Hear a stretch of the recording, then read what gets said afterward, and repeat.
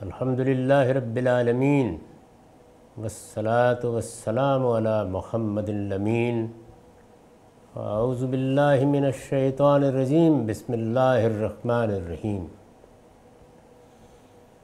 خواتین و حضرات، ہم میزان حصہ اول کے پہلے باب ایمانیات کا مطالعہ کر رہے ہیں۔ اس میں اللہ پر ایمان زیر بحث ہے۔ اس سے پہلے دو باتیں واضح کی گئیں۔ ایک یہ کہ ذات خداوندی کے لیے خود نفس انسانی میں احتیاج بھی ہے، اس کا تصور جب سامنے آتا ہے تو اس کے لیے لپک بھی ہے، اور اسے پیش کیا جائے تو اس کے لیے قبولیت بھی ہے۔ میں نے توجہ دلائی تھی کہ سب سے پہلے اگر کسی تصور کی صحت اور عدم صحت کا جائزہ لینا ہو تو یہ دیکھنے کی ضرورت ہوتی ہے کہ نفس انسانی کے ساتھ وہ کتنا ہم آہنگ ہے۔ وہ کوئی خارج کی دنیا کی چیز ہے، کوئی محض معلومات کی چیز ہے، یا میرے باطن کی طلب ہے۔ اس پہلو سے قرآن مجید نے جو علم ہمیں میسر کیا ہے، جس واقعے کی اطلاع دی ہے، اس پر ہم نے تفصیل سے گفتگو کی۔ دوسری چیز، انسان کے پاس ایک غیر معمولی صلاحیت ہے، وہ محسوس سے نامحسوس کا استنباط کرتا ہے۔ یعنی جو چیزیں اس کے تجربے اور مشاہدے میں آتی ہیں، ان پر غور کر کے ان سے ماوراء حقائق دریافت کر لیتا ہے۔ اس پہلو سے ہم نے اس چیز کا جائزہ لیا کہ یہ عالم، یہ کائنات، اس کائنات کی مخلوقات، ان میں خود ہماری اپنی ذات جس کا ہم مشاہدہ کرتے ہیں، یہ کس طرح ایک علیم و حکیم ہستی کے وجود پر دلالت کرتی ہے۔ گویا خلاصہ کلام کے طور پر یہ کہا جا سکتا ہے کہ کائنات اور اس کی مخلوقات اپنے خالق کی گواہی دے رہی ہیں۔ اب ایک اگلے مرحلے کی طرف آئیے اور پھر یہ دیکھیے کہ کیا یہ معاملہ اتنا ہی رہا؟ تو ہم نے بہت تفصیل کے ساتھ جائزہ لے کے دیکھا کہ قرآن مجید ہم کو یہ بھی بتاتا ہے کہ انسانیت کی تاریخ کی ابتدا ایک خالص تجربی عمل سے ہوئی ہے۔ اس میں ہمارے ابوالآباء کے ساتھ اللہ تعالیٰ نے مکالمہ کیا ہے، انہوں نے اللہ کے فرشتوں کو دیکھا ہے، ان کے سامنے بہت سے حقائق نمایاں کر کے پیش کیے گئے ہیں۔ قرآن مجید اس کی بھی ایک پوری تفصیل سناتا ہے اور یہ بتاتا ہے کہ کس طرح ان کو ابتدائی تعلیم دی گئی۔ یعنی ایک تو وہ تعلیم ہے جو وحی کے ذریعے سے، کتابوں کے ذریعے سے بعد کے زمانوں میں حاصل ہوئی، وہ کیا تعلیم تھی جو ابتدا میں دی گئی، اور وہ کتنی براہ راست تھی۔ یعنی اس میں بات کی گئی، اس میں مکالمہ کیا گیا، اس میں انہوں نے فرشتوں کو دیکھا، اور وہ اس ملکوت سے، اس بادشاہی سے آگاہ ہوئے جس بادشاہی کو اب ہمارے لیے پوشیدہ کر دیا گیا ہے۔ قرآن مجید اس کے بعد ایک اور چیز کی طرف بھی توجہ دلاتا ہے، اور یہ کہتا ہے کہ صرف اتنا ہی نہیں ہوا۔ یعنی انسان کو اللہ تعالیٰ کا جو تصور ملا ہے، یہ محض عقلی استنباط کا نتیجہ نہیں ہے، یہ محض باطن کی ایک لپک نہیں ہے کہ جس کو کوئی نام دے دیا گیا ہے، بلکہ ایک تاریخی حقیقت ہے جو نسلاً بعد نسلاً منتقل ہوئی ہے۔ یعنی یہ تصور ایک حقیقت کے طور پر اپنے تمام لوازم کے ساتھ تجربے اور مشاہدے کی چیز بنا ہے۔ وہ کس طرح بنا، اس کا ایک پہلو بیان کیا گیا۔ ایک دوسرا پہلو ہے جس کا ہم آج مطالعہ کریں گے۔ میں نے لکھا ہے پھر یہی نہیں، آدم و حوا کو دنیا میں بھیجنے کے بعد، یعنی سیدنا آدم علیہ السلام نے جب اس دنیا میں شعور کی آنکھ کھولی تو ایک تو وہ واقعہ پیش آیا، یعنی جس میں فرشتوں نے اعتراض کیا، ان کے سامنے آدم کی ذریت پیش کی گئی، آدم علیہ السلام نے اس ذریت سے ان کا تعارف کرایا، وہ اسکیم واضح کی گئی جس کے تحت اللہ تعالیٰ نے یہ دنیا بنائی ہے، اور وہ ابتدائی تعلیم دی گئی۔ پھر یہی نہیں، آدم و حوا کو دنیا میں بھیجنے کے بعد بھی ایک عرصے تک یہ اہتمام کیا گیا، یعنی جب ابتدا ہوئی تو ایک مدت تک، ایک عرصے تک یہ اہتمام کیا گیا کہ بنی آدم اگر اپنے ایمان و عمل کی قبولیت یا عدم قبولیت اسی دنیا میں جاننا چاہیں تو جان لیں۔ یعنی اس وقت کیا ہے، ہم نیکی کرتے ہیں، ہم خیر کا کوئی کام کرتے ہیں، ہم کسی کے ساتھ بھلائی کرتے ہیں، ہم اللہ کے تقرب کے لیے نماز پڑھتے ہیں، روزہ رکھتے ہیں، یا کوئی چیز بارگاہ خداوندی میں پیش کرتے ہیں، اعلیٰ اخلاق پر قائم رہتے ہیں، یا دنیا کی مصیبتوں اور تکلیفوں میں صبر و استقامت کے ساتھ صحیح راستے پر گامزن رہتے ہیں، تو یہ ہمیں معلوم نہیں ہوتا کہ ہمارے اس عمل کو قبولیت حاصل ہوئی یا نہیں ہوئی۔ یہ جتنے اعمال ہیں یہ انسان اپنے باطنی عرش سے کرتا ہے، اس کے اندر جو اخلاقی شعور دیا گیا ہے اس کے تقاضے سے کرتا ہے، اور پھر سب سے بڑھ کر اس احساس کے ساتھ کرتا ہے کہ مجھے ایک دن اپنے پروردگار کے حضور میں جواب دہ ہونا ہے۔ یعنی اللہ تعالیٰ کا تصور اس کے بغیر مکمل نہیں ہوتا کہ اللہ تعالیٰ سے ایک دن ملاقات بھی ہونی ہے، بلکہ اگر یہ بات کہی جائے کہ جس وقت میں اپنے پروردگار کا احساس پیدا کرتا ہوں، یا اس کا شعور حاصل کرتا ہوں، یا اس کا ایک تصور قائم کرتا ہوں اور اس کو مان لیتا ہوں، تو میرے باطن کی تمام حصیات اس بات کا تقاضا کرتی ہیں کہ میں جس طرح کا ایک باشعور انسان ہوں، یا ایک باشعور مخلوق ہوں جس طرح کی، میرے خالق کے ساتھ میری ملاقات ہونی چاہیے۔ یہ نہیں ہو سکتا، میرے اندر اس کے لیے غیر معمولی تقاضا موجود ہے۔ اصل میں یہی وہ تقاضا ہے کہ جو قیامت کے لیے میرے باطن سے ہم آہنگی کی دلیل بن جاتا ہے۔ تو یہ چیز چونکہ پیش آنی ہے ہر انسان کو، تو اس کا بھی اہتمام کیا گیا ابتدا میں کہ لوگوں کے ایمان اور عمل کی قبولیت اور عدم قبولیت ان پر واضح ہوتی رہے، اگر وہ اس کو جاننا چاہیں تو جان لیں۔ یہ گویا حقیقت کو اس زمانے کے ہر شخص کے لیے، یہ اب ابتدا ہو رہی ہے، اس کائنات کی ابتدا ہو رہی ہے، اس میں انسان کے ایک باشعور مخلوق کی ابتدا ہو رہی ہے۔ یہ زمین ظاہر ہے کہ انسان کے لیے بنائی گئی تھی، یہ اس کا مستقر بننے والی ہے، تو اس میں جب ابتدا ہو رہی ہے تو اس زمانے کے ہر شخص کے لیے تجربے اور مشاہدے کے درجے تک پہنچا دینا تھا۔ یہ گویا یعنی یہ چیز کہ میں نے ایک عمل کیا اور پھر مجھے معلوم ہو گیا کہ میرا وہ عمل بارگاہ خداوندی میں قبول کر لیا گیا ہے یا نہیں قبول کیا گیا۔ یہ گویا حقیقت کو اس زمانے کے ہر شخص کے لیے تجربے اور مشاہدے کے درجے تک پہنچا دینا تھا کہ اپنے ماں باپ کے ساتھ وہ بھی اس گواہی میں شامل ہو جائے۔ یعنی سیدنا آدم علیہ السلام نے تو مکالمہ کیا، اللہ تعالیٰ کے ساتھ بات کی، اس کے فرشتوں کو دیکھا، اور وہ سب معاملات پیش آئے جن کا ہم اس سے پہلے تذکرہ پڑھ چکے ہیں۔ اس سے آگے ان کی جو نسل پیدا ہوئی، ان کی ذریت میں بھی ایک عرصے تک یہ روایت قائم رہی کہ وہ بھی یہ جان سکیں کہ ان کا فلاں عمل یا ان کے ایمان کی فلاں کیفیت یہ قبول کر لی گئی یا قبول نہیں کی گئی۔ تو اس طرح سے گویا ایک اور گواہی صفحہ عالم پر ثبت ہونا شروع ہوئی۔ یہ گویا حقیقت کو اس زمانے کے ہر شخص کے لیے تجربے اور مشاہدے کے درجے تک پہنچا دینا تھا تاکہ اپنے ماں باپ کے ساتھ وہ بھی اس گواہی میں شامل ہو جائے۔ اس کی صورت یہ ہوتی تھی کہ لوگ اللہ تعالیٰ کے حضور قربانی پیش کرتے، پھر آسمان سے ایک آگ اترتی اور قبولیت کی علامت کے طور پر اسے کھا لیتی تھی۔ یہ معلوم ہے کہ قربانی اصل میں جان کی نذر ہے، یعنی یہ گویا عبادت کا منتہائی کمال ہے۔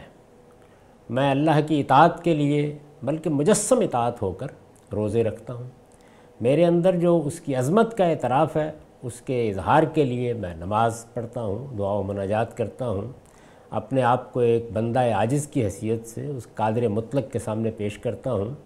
لیکن جب میں قربانی کرتا ہوں تو گویا اس بات کا اعلان کرتا ہوں کہ یہ جان بھی اس کے لیے حاضر ہے، میرا خالق ہے۔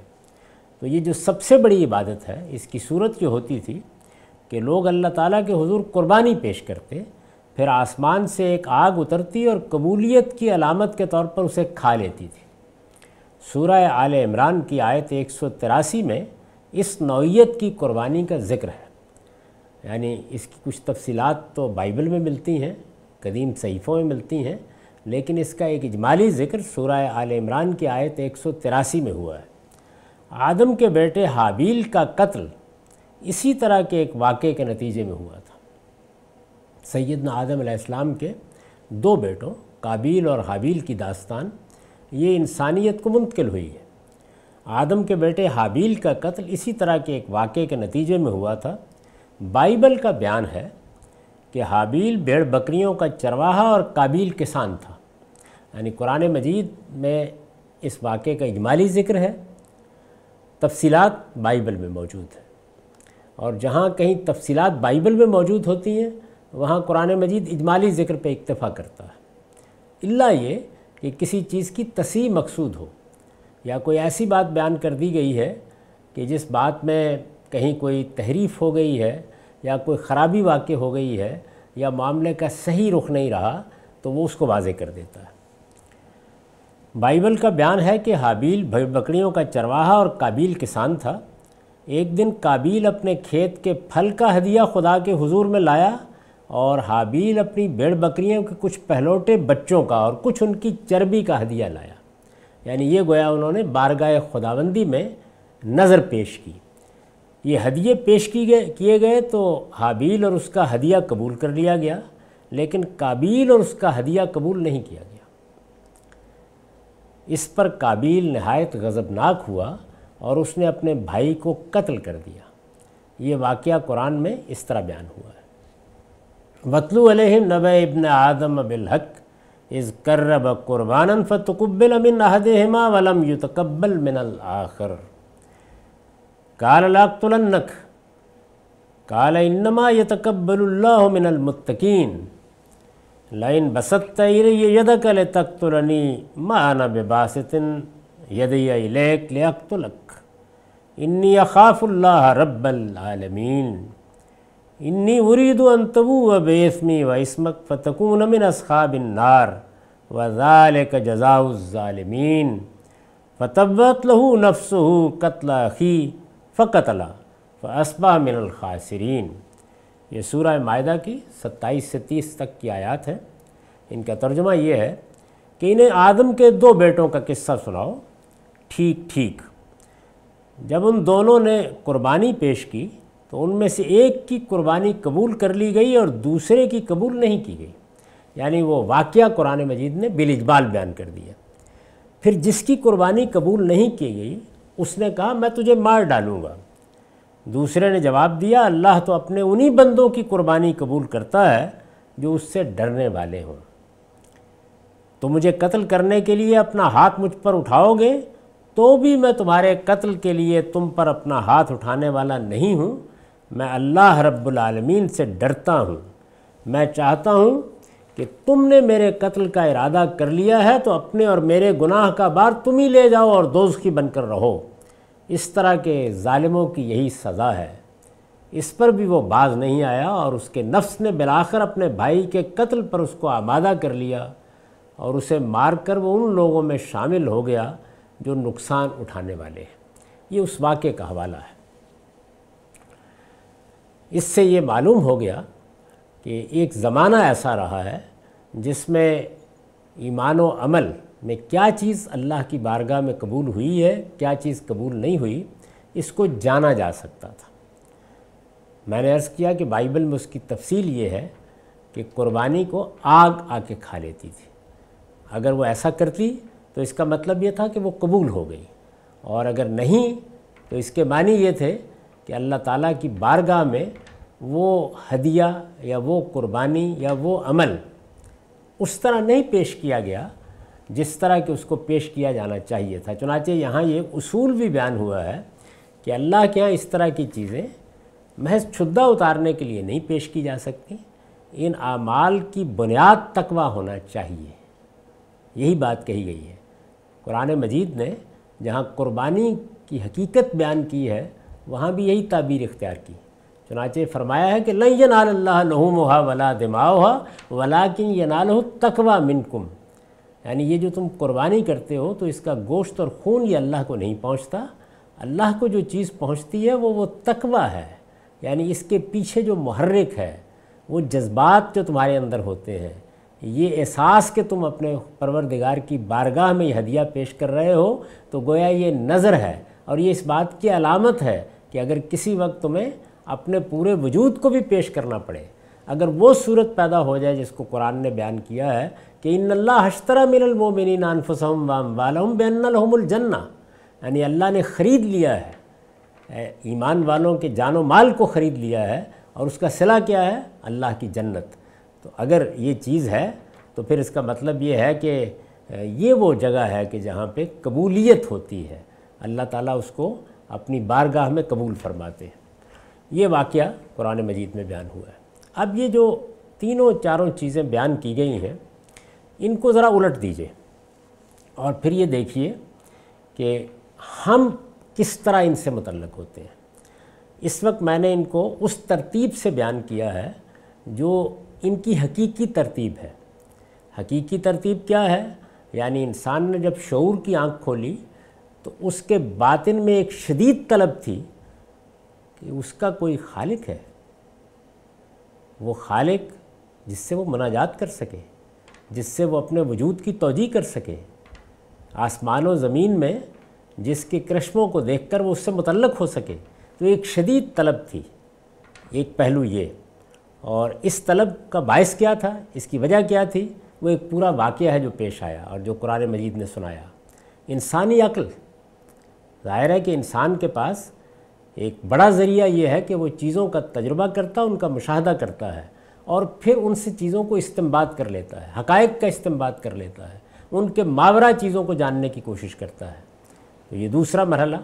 और फिर वो तारीख़ जो मैंने आपके सामने पेश की, तो ये उसकी वो तरतीब है जिस तरह की ये चीज़ें इंसान को दी गईं। लेकिन अब हम जब इनसे मुतल्लक़ होते हैं तो क्या तरतीब वाक़ होती है, तो ये आलम गवाही देता है। इस तरह गोया अक़ली इस्तिंबात से जो चीज़ हासिल होती है वो पहले से मौजूद एक तारीख़ी इल्म के साथ हमांग हो जाती है।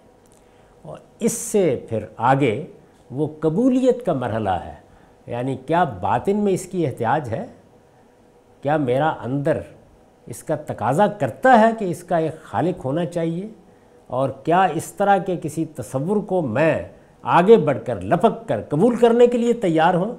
तो गोया यूँ समझ लीजिए कि तारीख़ ने एक चीज़ का इल्म दिया, अक़ल ने उसकी तस्दीक की और मेरे बातिन ने उसकी कबूलियत पर मोहर ज़ब्त कर दी।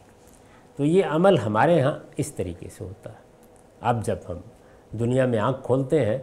लेकिन इसकी असल तारीख़ सही तरतीब के साथ क्या है, वो है कि जिसको मैंने यहाँ कुरान मजीद के हवाले से बयान कर दिया है।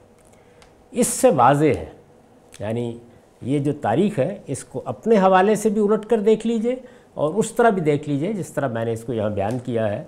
इससे वाज़ेह है कि खुदा का वजूद एक बदीही हकीकत है, यानी खुदा का वजूद एक बदीही हकीकत है, एक ऑब्वियस चीज़ है, अब्दहुल बदीहात है। मुझे जो तारीख़ी इल्म मिला है उसके पस मंज़र में खुदा के साथ बराह रास्त मुकालमे की रवायत है, उसके फ़रिश्तों को देखने की रवायत है, अपने आमाल की कबूलियत और अदम कबूलियत की रवायत है। मेरी अक्ल उसकी तस्दीक करती है, लम्हे भर के लिए भी उससे मुख्तलिफ़ कोई तौजीह पेश करने के लिए भी तैयार नहीं है। कबूलियत तो बहुत बात की बात है। नफ्स इंसानी एक शदीद एहतियाज के साथ ये चाहता है कि उसके बातिन की इससे तस्कीन हो, यानी मुझे अपने मखलूक होने के गैर मामूली गहरे और अथाह एहसास के साथ गोया अपने बातिन से ये तहरीक पैदा होती नज़र आती है कि कोई मुझे बताए कि मैं क्या हूँ, मैं मखलूक हूँ तो मेरा खालिक कहाँ है।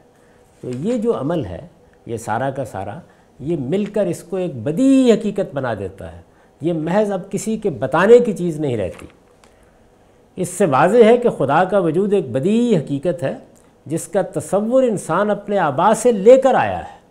यानी यूँ नहीं है कि किसी ख़ास दौर में इंसान ने ये तसव्वुर पैदा कर लिया है, बल्कि वो अपने आबा से लेकर आया है اور جس کی گواہی نفس اور مادہ دونوں اپنے وجود سے دیتے ہیں. یعنی مادی حقائق، یہ کائنات، اس کو جب ہمارے مشاہدے سے گزارا جاتا ہے، جب اس کا تجربہ کرتے ہیں تو یہ بھی گواہی دیتی ہے، اور نفس انسانی اس کے نتیجے میں جو تصور پیدا ہوتا ہے اس کی قبولیت پر اپنی مہر لگاتا ہے. اور جس کی گواہی نفس اور مادہ دونوں اپنے وجود سے دیتے ہیں. لیکن خدا کی ذات کیا ہے؟ یعنی یہ وہ شواہد ہیں، یہ وہ استدلال تھا جو قرآن مجید نے ذات خداوندی کے بارے میں پیش کیا ہے. ہمیں یہ بتایا ہے کہ اس طرح نہیں ہے جس طرح کے لوگ پیش کرنے کی کوشش کرتے ہیں کہ توہمات نے جو تصورات پیدا کیے تھے وہی تحلیل اور تجزیے کے عمل سے اور تجرید کے عمل سے گزر کے ایک خدا تک پہنچے. یوں نہیں ہے، بلکہ ہمیں ایک خدا کا علم دیا گیا ہے. وہ علم ہمارے آبا سے ملا ہے، وہ ہماری میراث ہے، وہ انسانیت کی میراث ہے. جس طرح باقی علوم ملتے ہیں اسی طرح ملا ہے. جس طرح باقی علوم جب تاریخی طور پر ملتے ہیں تو وہ ایک دور کے تجربے اور مشاہدے پر مبنی علوم ہوتے ہیں. یہ بھی ہمارے آبا کے تجربے اور مشاہدے پر مبنی علم ہے، اور پھر اس سے آگے بڑھ کر عقل اس کی تصدیق کرتی ہے، نفس اس کو قبول کرتا ہے. یہ تین چیزیں اگر کسی تصور کے ساتھ اکٹھی ہو جائیں تو اس سے زیادہ بڑی حقیقت کوئی نہیں ہوتی. یہ استدلال یا یہ شواہد ہے جو قرآن مجید پیش کرتا ہے ذات خداوندی کے بارے میں. لیکن خدا کی ذات کیا ہے؟ یعنی اب ظاہر ہے کہ اگلا سوال یہ پیدا ہوتا ہے کہ یہ بات تو ٹھیک ہو گئی کہ ایک خالق ہے، ہم مخلوق ہیں اور وہ ہمارا بنانے والا ہے، وہی تنہا خالق ہے، یہ بات ٹھیک، لیکن اس کی ذات کیا ہے؟ یعنی کیا وہ ہماری ہی طرح ہے یا کوئی اور ہستی ہے؟ اس کی ذات کیا ہے؟ اس کی صفات کیا ہے؟ اس لیے کہ ہم اس دنیا کے اندر ان دونوں ہی چیزوں سے پہچانتے ہیں کسی چیز کو، ذات، صفات. وہ سنن کیا ہیں جو اس نے اپنی ذات کے لیے مقرر کر رکھے ہیں؟ اگر وہ ایک زندہ جاوید ہستی ہے، وہ خداوند ہے، وہ اس عالم کا نظم چلا رہا ہے، تو پھر وہ کن اصولوں پر چلا رہا ہے؟ کیا قوانین ہیں جس کے ساتھ وہ ہم انسانوں سے معاملہ کر رہا ہے؟ انسان اگر اپنے پروردگار کی معرفت حاصل کرنا چاہے تو یہ سوالات اس کے ذہن میں لازماً پیدا ہوتے ہیں. اور یہ دیکھیے کہ یہ تینوں ہی سوالات ہیں. یعنی کسی چیز کے بارے میں ہم یہ جاننا چاہتے ہیں کہ اس کی ذات کیا ہے، اس کے صفات کیا ہیں، اور اگر وہ ایک فعال ہستی ہے تو پھر اس کے معاملہ کرنے کے طریقے کیا ہیں. یہ تینوں چیزیں ہیں جن کو ہم جاننا چاہتے ہیں جب کسی چیز کی معرفت حاصل کرنا چاہتے ہیں. انسان اگر اپنے پروردگار کی معرفت حاصل کرنا چاہے تو یہ سوالات اس کے ذہن میں لازماً پیدا ہوتے ہیں. ایمان کے لیے یہ معرفت ضروری ہے، یعنی ماننا ہے تو ظاہر ہے کہ پھر ان تینوں سوالوں کا ایک واضح جواب ملنا چاہیے. قرآن نے جب اللہ تعالیٰ پر ایمان کا مطالبہ کیا ہے تو ان سوالوں کا جواب بھی دیا ہے. یعنی قرآن مجید جو سب سے بڑی بات ہے جس کا مطالبہ لے کر آیا ہے وہ کیا ہے؟ پروردگار کے ساتھ ہمارا تعلق. وہ ہمیں اس کا تعارف کراتا ہے، اس کی صفات کا تعارف کراتا ہے، اس کی ذات کا تعارف کراتا ہے، اور پھر ہم سے مطالبہ کرتا ہے کہ ہم اس پر ایمان لائیں.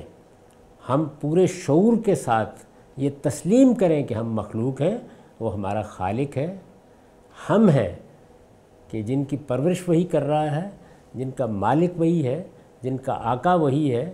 اس پورے عالم پر اسی کی بادشاہی قائم ہے، اور وہی ہے کہ جس کے سامنے ہمیں سر نیاز جھکانا ہے، وہی ہمارا معبود بھی ہے. یہ جب قرآن مطالبہ کرتا ہے تو پھر ان سوالوں کا جواب بھی دیتا ہے. یہ جواب کیا ہے ہم یہاں اس کی وضاحت کریں گے. یعنی اب ہم ایک ایک چیز کو لیں گے اور پہلے ذات کے معاملے کو دیکھیں گے کہ اس میں قرآن مجید نے کیا جواب دیا ہے. صفات کو ایک ایک کر کے دیکھیں گے اور پھر سنن الہیہ کا مطالعہ کریں گے. ان سب چیزوں کا مطالعہ کرنے سے پہلے چند چیزوں پر توجہ دلانا ضروری ہے. ایک تو یہ سمجھ لیجئے کہ ہم جب ذات خداوندی کے بارے میں یہ تصور پیش کرتے ہیں تو اس میں عقلی استدلال میں ہم مخلوقات کو پیش کر کے انسان کو توجہ دلاتے ہیں کہ دیکھیے یہ مخلوقات ہیں جو یہ چاہتی ہیں، اپنے وجود سے تقاضا کر رہی ہیں کہ ان کا ایک خالق ہونا چاہیے۔ اس استدلال کو جب سادہ طریقے سے پیش کر دیا جاتا ہے تو بالعموم ایک عامیانہ سا سوال ہوتا ہے اس پر، اور وہ یہ کہ بہت اچھی بات ہے اگر آپ یہ کہتے ہیں کہ تمام مخلوقات کا ایک خالق ہے، تو پھر یہ بتائیے اس خالق کا خالق کون ہے؟ یہ سوال اپنی ذات میں ایک غلط سوال ہے۔ یہ کیوں غلط ہے اس پر متنبہ ہو جانا چاہیے۔ یعنی ہم یہ کیوں کہتے ہیں کہ اس کائنات کا ایک خالق ہونا چاہیے، میں یہ کیوں کہتا ہوں کہ میرا ایک خالق ہونا چاہیے؟ اس لیے کہ میرے تجربے اور مشاہدے میں جو کائنات آئی ہے اور اپنا وجود آیا ہے، وہ پکار کر کہہ رہا ہے کہ وہ مخلوق ہے۔ یعنی کسی شے کی اگر نوعیت ایسی ہے کہ وہ اپنی توجیہ خود کر رہی ہے، اس کو آپ دیکھتے ہیں، اس کو پرکھتے ہیں، اس کا تجربہ کرتے ہیں، وہ آپ کے مشاہدے میں آتی ہے اور وہ ہر پہلو سے اپنی توجیہ کر دیتی ہے، اپنے وجود کو ایکسپلین کر دیتی ہے، وہ کوئی سوال پیدا نہیں کرتی، تو آپ کیوں اس کا خالق ڈھونڈیں گے؟ تو یہ جو ہم اس کائنات کا خالق مانتے ہیں یا یہ کہتے ہیں کہ اس کائنات کا خالق ہونا چاہیے، تو اس کی بنیاد وہ استقرا ہے۔ یعنی یہ کائنات، اس کی تمام مخلوقات، یہ جس درجے میں بھی ہمارے مشاہدے میں آتی ہیں، یعنی ابتدائی سطح پر آئیں، ایک دہقان کی سطح پر آئیں، ایک صحرا کے بدو کی سطح پر آئیں یا ایک سائنسدان کی سطح پر آئیں، یہ اپنی ایکسپلیشن دینے سے قاصر رہ جاتی ہیں اور اپنے وجود کے بارے میں یہ اذعان پیدا کرتی ہیں کہ یہ مخلوق ہیں، بنی ہوئی ہیں۔ یعنی بنانے والا کون ہے، یہ بات کی بات ہے۔ میرے سامنے یہ میز پڑی ہوئی ہے، یہ کتاب لکھی ہوئی ہے، یہ اپنے وجود سے یہ بتا رہی ہے کہ یہ ایک تصنیف ہے، یہ ایک تخلیق ہے، یہ ایک مخلوق ہے، بنی ہوئی ہے، یہ کریٹڈ ہے۔ اس کا یہ مشاہدہ ہے جو یہ سوال پیدا کر دیتا ہے کہ پھر اس کا مصنف کون ہے، اس کا خالق کون ہے، وہ کون سا ہاتھ ہے، وہ کارپینٹر کون ہے کہ جس نے اس کو وجود بخشا ہے۔ تو شے کا مطالعہ، ذات خداوندی کے ساتھ اگر ملاقات کا شرف حاصل ہوتا ہے اور وہاں جا کر بھی یہ معلوم ہوتا ہے کہ وہ ذات اپنے وجود کی ایکسپلیشن نہیں دے رہی، یعنی گویا وہ بھی وہی سوال پیدا کر رہی ہے جو ایک میز کو دیکھ کر، جو سیاروں کو دیکھ کر، جو کائنات کو دیکھ کر، جو ان گوناگوں مخلوقات کو دیکھ کر پیدا ہو گیا تھا۔ تو عقل انسانی کہتی ہے کہ پھر اس کے بھی خالق کا آپ تقاضا کریں۔ یعنی اگر بالفرض تھوڑی دیر کے لیے برسبیل تنزل یہ بات مان لیجئے، تو یہ شے ہے جو اپنے وجود میں پہلے اپنے مخلوق ہونے کا اذعان پیدا کرتی ہے، تب یہ سوال پیدا ہوتا ہے کہ اس کا خالق ہونا چاہیے۔ یہ کائنات کرتی ہے۔ قرآن کہتا ہے کہ جب خالق سے ملاقات ہوگی تو ایسا نہیں ہوگا۔ دوسری چیز کیا ہے؟ دوسری چیز یہ ہے جس پر بہت متنبہ ہونا چاہیے، وہ یہ کہ ہم جو کچھ بھی اس دنیا میں علم رکھتے ہیں، اس علم میں یہ ضروری ہوتا ہے کہ وہ چیزیں یا تو ہمارے مشاہدے میں آئیں یا کم سے کم ان کا ہم تصور پیدا کر سکیں۔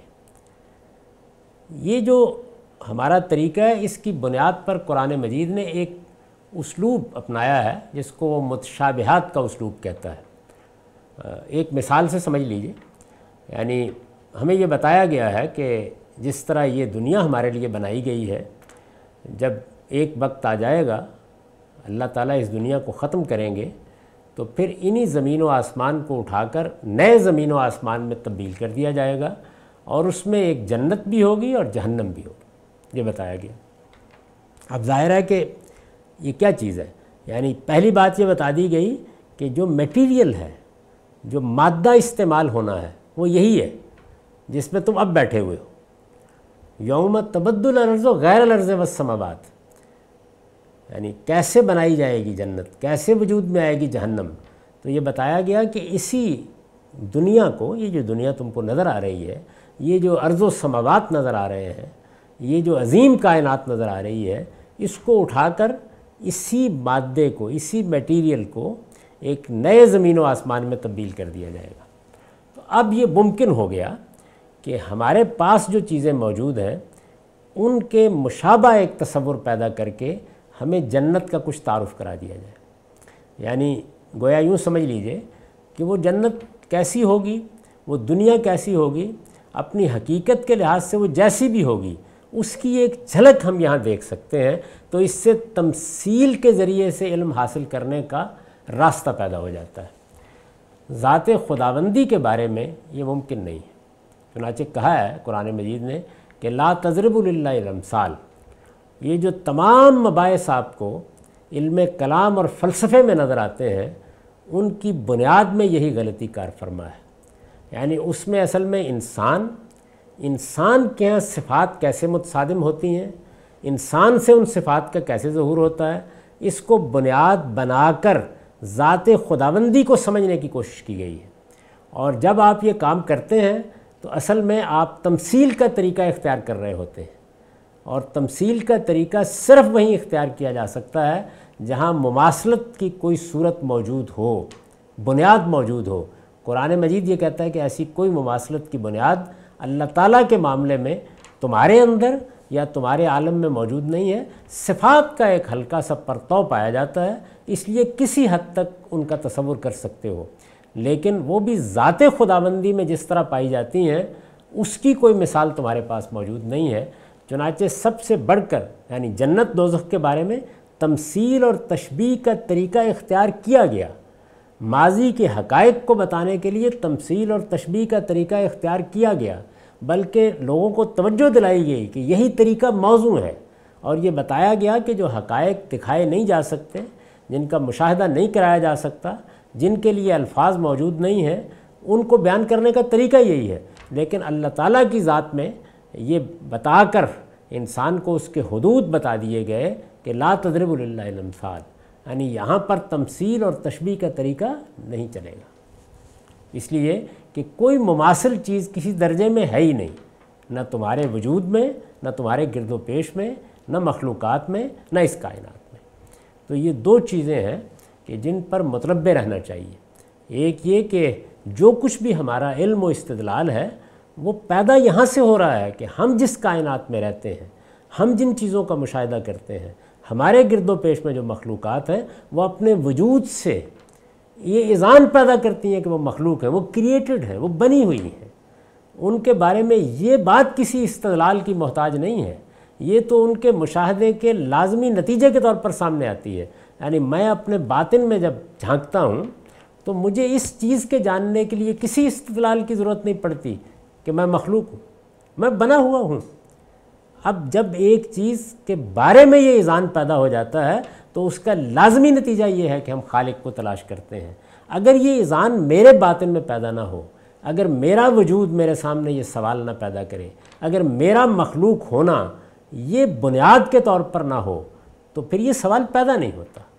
تو چونکہ ذات خداوندی کو ہم نے دیکھا نہیں ہے، اس کا مشاہدہ نہیں کیا، یہ ہم نہیں کہہ سکتے کہ وہ مخلوق ہے، اور جب یہ نہیں کہہ سکتے وہ مخلوق ہے تو پھر یہ سوال بھی نہیں کر سکتے کہ اس کا خالق کون ہوگا۔ یعنی یہ اس کے بعد کا مرحلہ ہے، اور ہمارا سارا علم اسی طرح آگے بڑھتا ہے۔ یعنی آپ یہ دیکھیے کہ اس وقت ہم بے شمار چیزیں ہیں جن کی توجیہ کرتے ہیں، بے شمار چیزیں۔ یعنی ہم کہتے ہیں کہ یہ میز کیسے وجود میں آئی، ہم یہ کہتے ہیں کہ یہ فلاں گھر کیسے وجود میں آیا، ہم یہ دیکھتے ہیں کہ یہ جہاز کیسے وجود میں آیا ہے۔ یہ سب چیزیں جو ہمارے سامنے ہیں، ان سب چیزوں کے بارے میں ہم یہ مشاہدہ کرتے ہیں، اور روزمرہ مشاہدہ ہے ہمارا کہ یہ چیزیں جب ہمارے سامنے آتی ہیں تو ہم ان کے بارے میں یہ سوال اٹھاتے ہیں۔ یہ سوال کیوں اٹھاتے ہیں؟ اس لیے اٹھاتے ہیں کہ یہ اپنے وجود سے اس چیز کی شہادت دے رہی ہوتی ہیں۔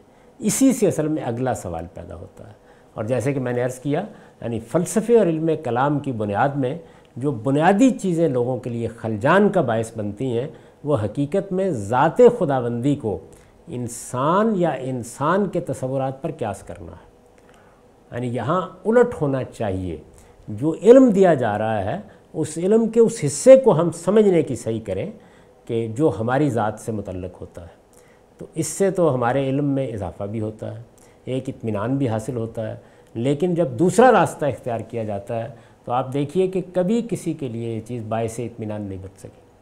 خود مسلمانوں کے ہاں علم کلام کی پوری تاریخ پڑھ لیجئے، لوگوں نے یہی کوشش کی کہ وہ اسی طریقے کے استدلال کی بنیاد پر ذات خداوندی کو، اس کے علم کو، اس کی قدرت کو سمجھا سکیں۔ بالکل یہی معاملہ عیسائی متکلمین نے اختیار کیا۔ دنیا کے باقی فلسفوں میں یہی طریقے اختیار کیے گئے، یہ کامیابی نہیں ہو سکے۔ کیوں نہیں ہو سکی؟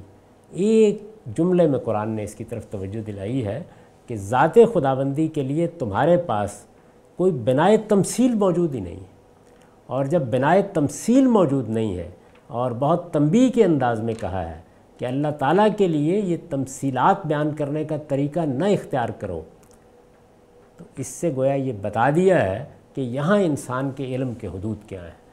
تو میرے علم کے وہ حدود ہیں جن کے اندر یہ تصور میرے لیے ایک بدیہی تصور بنتا ہے کہ میں مخلوق ہوں، میرا ایک خالق ہونا چاہیے، یہ کائنات مخلوق ہے، اس کا ایک خالق ہونا چاہیے۔ میری تاریخ یہ تصور مجھے منتقل کرتی ہے، انسانیت کی پوری میراث ایک آسمانی خدا کا تصور مجھے دے رہی ہے، اس کی تاریخ قرآن مجید نے تصحیح کر کے مجھے سنا دی ہے، اور پھر اس سب سے آگے بڑھ کر میرا نفس اس کی قبولیت کے لیے بیتاب ہے۔ باطن میں جھانک کے دیکھ لیجئے، یعنی جیسے ہی آپ تنہائی میں کہیں بیٹھ کر، خلوت میں بیٹھ کر چند لمحوں کے لیے تصور کریں گے کہ اس کائنات کا کوئی خالق نہیں ہے، ایک ایسے خلا سے دوچار ہو جائیں گے جس کو بھرنے والی کوئی چیز اس عالم میں موجود نہیں ہے، سوائے اس کے کہ سر جھٹک کر یہ کہہ کر اپنے آپ کو مطمئن کر لیں کہ میں اس پر سوچنے کے لیے تیار نہیں۔ یہ ایسی غیر معمولی چیز ہے، ایسی غیر معمولی چیز ہے۔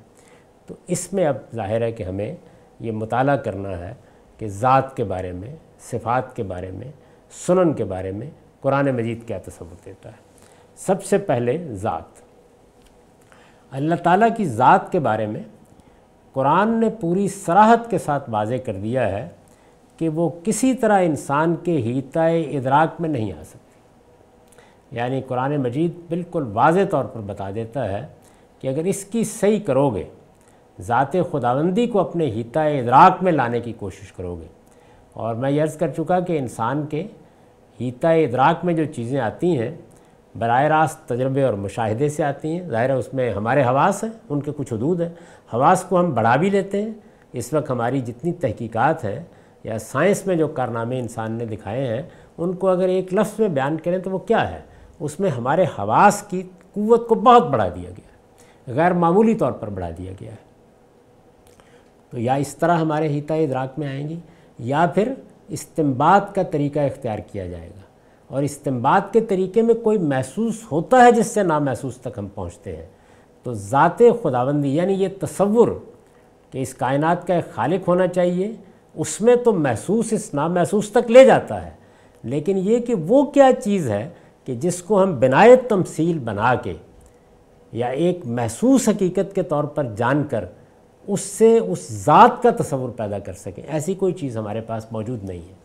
تو اس لیے پہلی چیز جس کی طرف قرآن مجید نے توجہ دلائی اور متنبہ کیا وہ یہ ہے کہ کسی طرح انسان کے حیطۂ ادراک میں وہ ذات نہیں آ سکتی۔ تو گویا پہلے ہی مرحلے میں یہ بتا دیا کہ ذات کو گرفت میں لانے کی کوشش مت کرو، اس میں ایاز قدر خود بشناس۔ میں نے کئی مرتبہ اس جانب توجہ دلائی ہے کہ انسان نے حقیقت تک پہنچنے کے لیے جب اپنی عقل کا راستہ اختیار کیا تو عقل ایسے ہی کام کرے گی نا، یعنی کچھ بدیہات ہوں گی، کچھ اضطراری علم ہوگا، کچھ مقدمات وجود میں آ جائیں گے، ان سے کچھ چیزوں کا استخراج کیا جائے گا، ان کو ڈیڈکٹ کیا جائے گا، کچھ چیزوں کو انفر کیا جائے گا، ان کا استنباط کیا جائے گا۔ ایک طریقہ یہ ہے۔ اس سے جو علم وجود میں آیا اس کو ہم فلسفہ کہتے ہیں۔ اس علم کی تاریخ ہمارے سامنے ہے، وہ کہاں پہنچا اور اس نے انسان کو کہاں لا کے چھوڑ دیا، وہ ایک المناک داستان ہے۔ اس سے انسان نے بہت کچھ پایا بھی ہے۔ ہر سفر کے کچھ غیر معمولی نتائج ہوتے ہیں، یعنی جو لوگ سونا بنانے نکلے تھے وہ علم کیمیا کے وجود میں آنے کی بنیاد بن گئے۔ تو اس فلسفے کے سفر نے بھی بہت سے علوم کو جنم دے دیا ہے۔ سائنس اسی کے بطن سے پیدا ہوئی ہے، نفسیات کا علم اسی کے بطن سے پیدا ہوا ہے، اور بے شمار چیزیں۔ آج بھی جب ہم اس علم کا مطالعہ کرتے ہیں تو اصل میں انسان کی اس تگ و دو کا مطالعہ کرتے ہیں جس میں وہ حقائق کو دریافت کرنا چاہتا ہے۔ اسی طرح ایک دوسرا راستہ یہ ہے کہ انسان نے سیر باطن کی، انسان کے باطن کی ایک دنیا ہے جس کا وہ مشاہدہ کرتا ہے۔ سب سے بڑھ کر وہ دنیا اس وقت سامنے آتی ہے جب ہم رات میں سوتے ہیں اور ہمارا نفس جو کچھ اس کے پاس موجود ہے اسے تمثیلات میں ڈھالنا شروع کرتا ہے، جس کو ہم خواب سے تعبیر کرتے ہیں۔ تو انسان نے اس راستے کو بھی اختیار کیا، اس راستے کے جو نتائج ہیں وہ بھی موجود ہے، وہ صوفیانہ مذاہب کی صورت میں ہے، جس میں سب سے بڑے مذہب کی حیثیت سے اگر نام لیا جا سکتا ہے تو وہ بدھ مت ہے، یعنی جس میں سیر باطن کے ذریعے سے آپ کو نروان حاصل ہوتا ہے، حقیقت کا ادراک ہوتا ہے۔ تو یہ طریقہ ہم اختیار کرتے ہیں۔